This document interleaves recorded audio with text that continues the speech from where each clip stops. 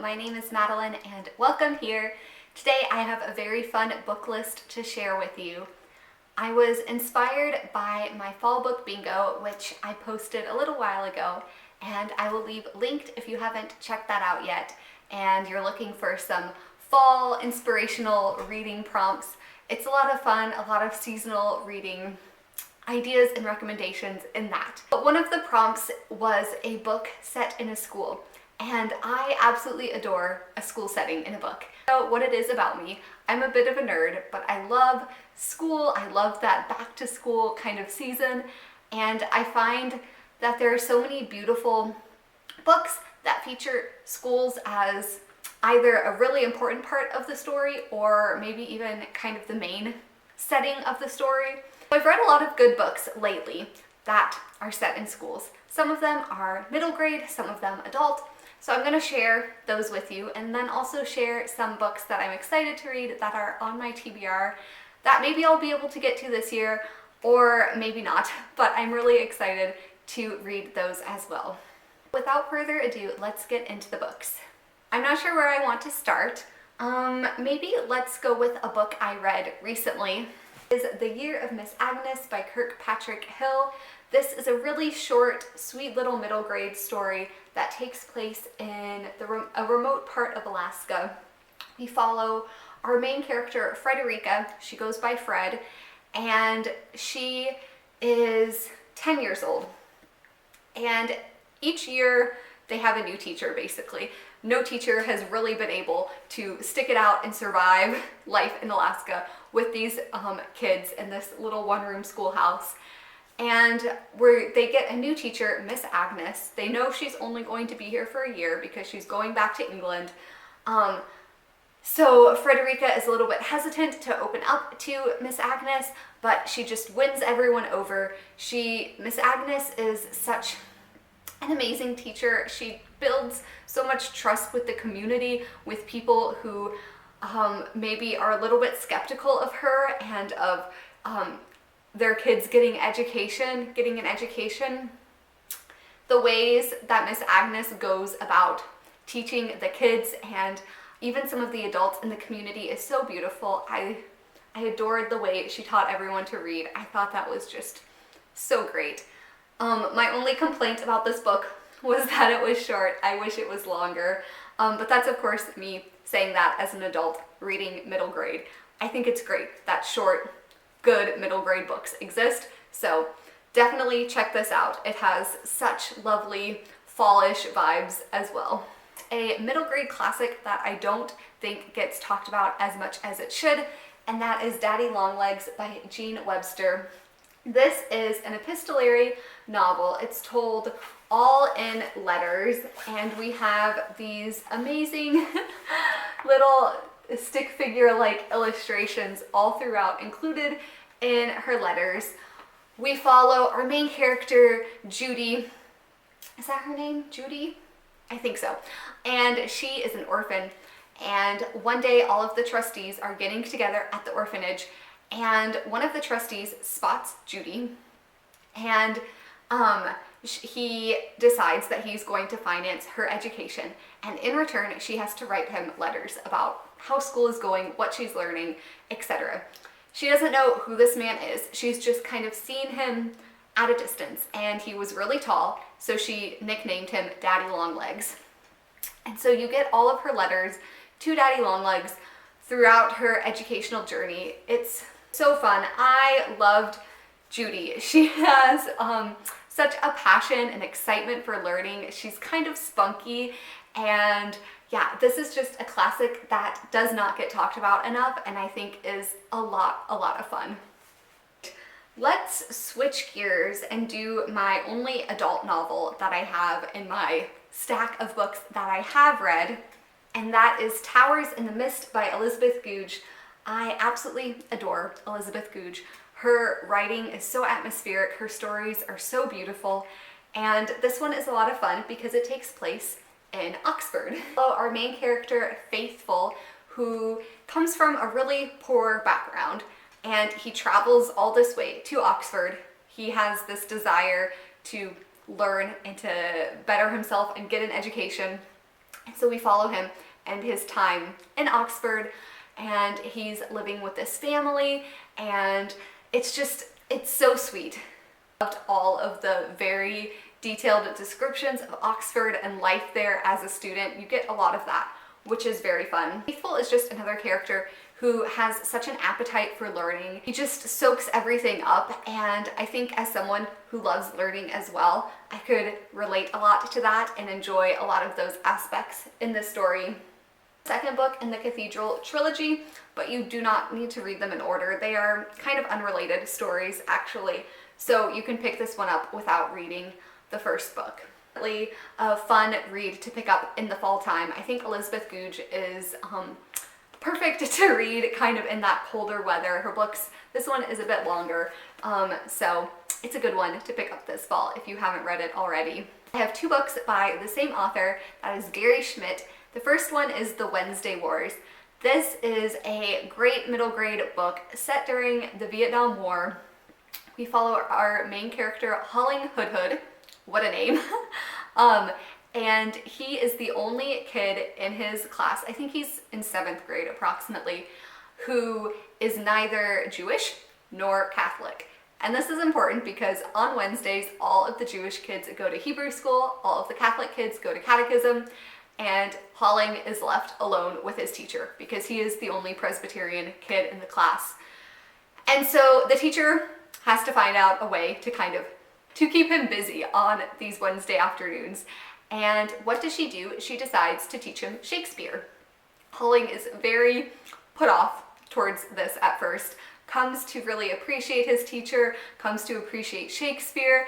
It's a beautiful story about the kind of impact a teacher can have on a student's life, and how we don't really know necessarily everything a person is going through. This is a lot of fun. I highly recommend it. I loved the historical aspects too with the Vietnam War.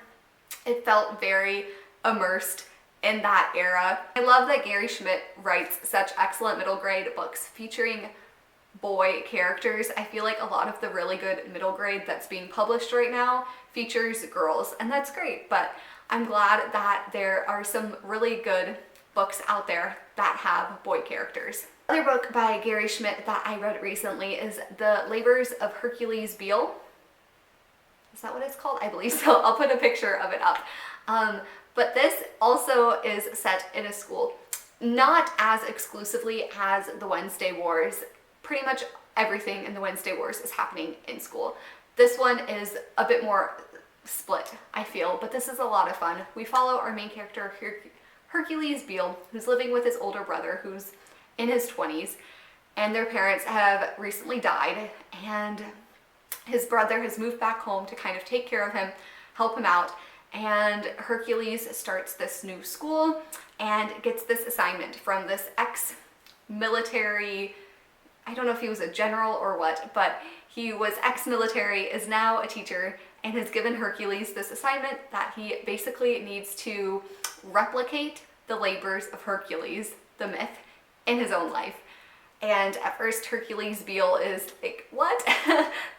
That doesn't make any sense, that's impossible. As the story goes on, we see him learning all of these lessons, and we see that this teacher has such an investment in Hercules, not just as a student, but as a person. And it's just a really, really sweet story. There's so much going on kind of behind this academic layer with the grief that him and his brother are experiencing, and they're trying to build up their family business, which is a nursery, I believe. Yeah, a nursery. So they're working in the nursery. There's a lot about plants and flowers and things like that. This was a lot of fun. I enjoyed it a bit less than the Wednesday Wars, but once again, an excellent middle grade book. Last one that I have on my list of books that I have read and love, not go without mentioning Anne of Green Gables. Particularly, well, the first 3 books actually all kind of have to do with school in different ways. The first book, Anne is a young girl, so we see her in school and her experience kind of going through grade school. There are some iconic classroom scenes in this one, which is a lot of fun.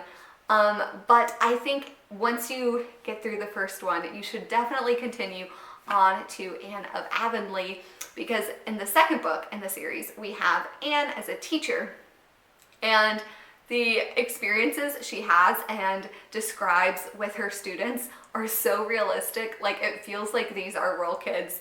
Ellen Montgomery must have spent a lot of time around children. I don't know if she was a teacher herself, but she writes the perspective of these kids so well, and I can see these being things that like real children would do. When Anne is writing home and describing like some of the things that are going on in the classroom, or like what some of the students are writing about in their homework and things. I enjoyed getting to see Anne both as a student, as a teacher. These books are so cozy, perfect for fall, really any time of the year. I definitely recommend picking up Anne of Green Gables if you haven't yet. Even as an adult, I think these are just excellent, cozy stories. The first time in the fall, and have such fond memories of this book. So that's it for the books that I have read. There are a couple of things that are on my radar, on my TBR, that I would like to get to soon. First is To Sir with Love by E.R. Braithwaite? I don't know if I'm saying that right. But this is a real life story that inspired a movie during, I think, Sidney Poitier. And basically this takes place post World War II in London. We have this man, Rick Braithwaite, who was a former Air Force pilot, engineer, super smart, super educated guy, who comes back from the war and finds that there aren't many opportunities for him as a black man. So he accepts this job teaching in this poor school with a lot of white kids. The story unfolds of how he came to gain their trust, gain their respect, and work with this group of students.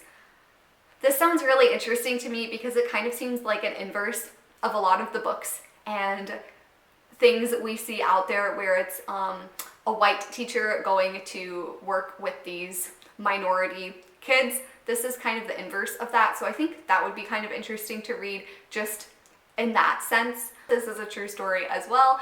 I think it sounds super inspiring and definitely something I would want to pick up soon. The same kind of vein, we have Goodbye Mr. Chips. This is by James Hilton. Read kind of the summary that it has on this one. Throughout his 43-year tenure at Brookfield, a good public school of the second rate in Eastern England, Arthur Chipping has been Mr. Chips to his students. From his unpolished first years during the Franco-Prussian War through the radical changes of the 20th century and the outbreak of the First World War, Mr. Chips has shaped many young lives. But Chips has been inspired as well by the unremarkable and extraordinary alike, by his colleagues, by a woman who will change him forever, and not by least by his children, thousands of them, all boys. Kind of a true story book featuring a teacher. What's missing from this stack, these are all fictional stories, so I think it would be interesting to pick up some more either based on real life or real stories recounted by teachers. Last one I have is Up the Down Staircase. It's by Belle Kaufman. I heard about this from Jen from her channel Jen's Reading Life. She raved about this book. It is not a true story, I believe. Let's read the Goodreads synopsis. Up the Down Staircase is the funny and touching story of a committed, idealistic teacher whose clash with school bureaucracy is a timeless lesson for students, teachers, parents, anyone concerned about public education. Belle Kaufman lets her characters speak for themselves through memos, letters, directives from the principal, comments by students, notes between teachers, and papers from desk drawers and wastebaskets, evoking a vivid picture of teachers fighting the good fight against all that stands in the way of good teaching. Alright, this was published in 1964. It sounds super fun. I love a good epistolary, mixed media kind of novel, and so the fact that this includes letters, notes, things like that, I think would make this a lot of fun, and really kind of a good picture of life inside of this school with all of these other things. Right, so that is it. That is the list of books set in schools that I love and some that I am hoping to get to soon. If you've read any of these or have any other recommendations, let me know down below, because I love finding a good school setting book, and I will see you in the next video. Bye.